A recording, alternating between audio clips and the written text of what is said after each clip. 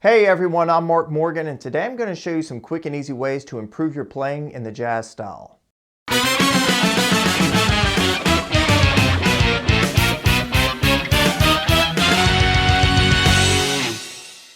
For those of you who are just getting into playing this style of music, it might be a little overwhelming to know where to begin.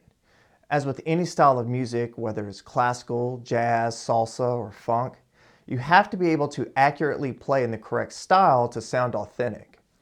So today we're going to examine certain guidelines to help us as trumpet players to play in this style of music authentically. The only way to understand how to correctly phrase in this style of music is to listen to great players perform it.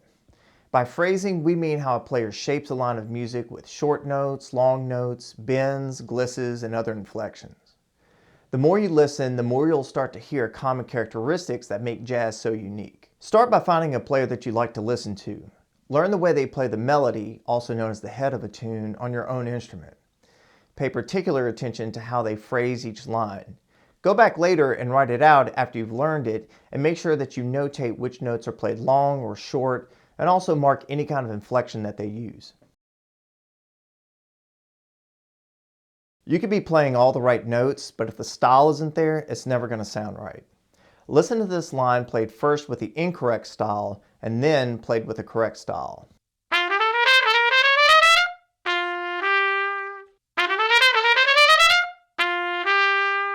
When I'm playing that correctly, I'm not thinking about where to put an accent or where to articulate with the tongue. I'm using my experience through listening and playing to instantly determine how I want it to sound. Now that's the opening lick to Clifford Brown's solo in Cherokee. I might play it a little differently than Clifford did, but it's still considered to be played correctly in the style. There are many interpretations that players will use, but they don't stray too far from each other. In fact, Clifford was known to articulate more notes than what was considered by some to be appropriate. Lou Donaldson, who performed and recorded with Clifford for many years, didn't really like the way that Clifford would phrase some of his lines, and yet Clifford Brown is considered to be one of the most important figures in jazz. You need to try to emulate what others are playing, and this can be as simple as playing just one or two bars. John Faddis has said that it took him a month just to figure out how to play one measure of a Dizzy Gillespie solo. He wanted to get everything just right and play it exactly how Dizzy played it. Doing this not only helps you learn the style, but it also helps you learn how different players like to phrase their lines. It's not uncommon for someone to ask you to play like another musician. For trumpet players, people will frequently ask you to play like Miles Davis.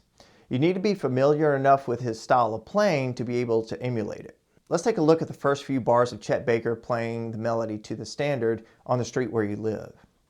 We're going to listen to how he articulates the notes, which notes he slurs, and other inflections that he uses.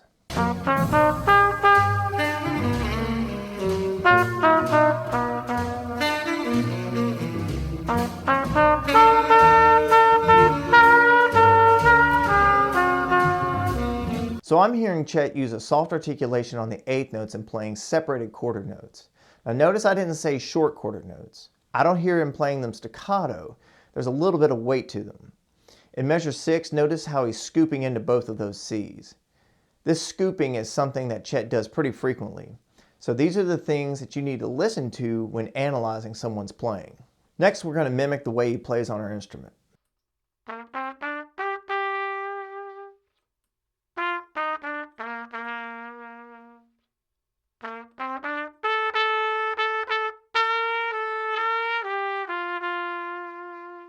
Now let's go back and play along with the recording to see if we can get as close as possible to playing like Chet.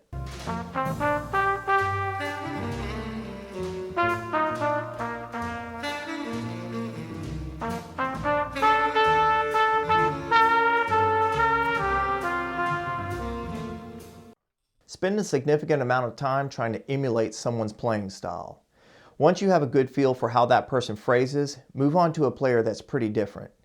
The two players that we examine here today, Clifford Brown and Chet Baker, are pretty different players. Try to find out not only how they play differently, but also how they're similar. Guys, thanks for taking the time to watch this video. If you like the content here, go ahead and hit the like and subscribe button, and also leave me a comment in the section below letting me know how these techniques work for you. Until next time, keep practicing, and I'll see you soon with another quick and easy trumpet tip.